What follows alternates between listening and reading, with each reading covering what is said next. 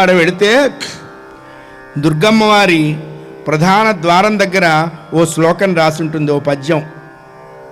అమ్మలగన్నయమ్మ ముగురమ్మల మూలపుటమ్మ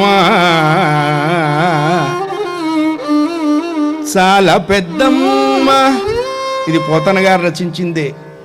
సురారులమ్మ కడుపారడి బుచ్చినయమ్మ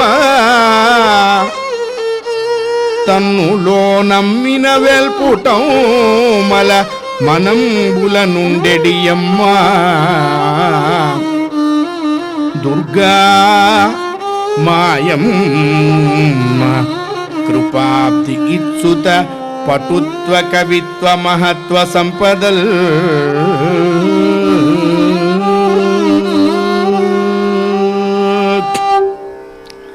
ఏమయ్యా ఏం లేకుండా భాగవతం అనవసరంగా ఆంధ్రీకరించావా, నీకేంటి అని ఎవరన్నా అడుగుతారుగా.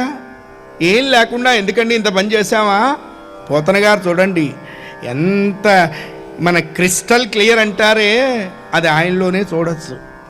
భాగవతాన్ని ఎందుకు తెనిగించావు అని ఎవడు అడక్కముందే ఆయన ఎందుకు తెనిగించాల్సి వచ్చిందో చెప్పాడు.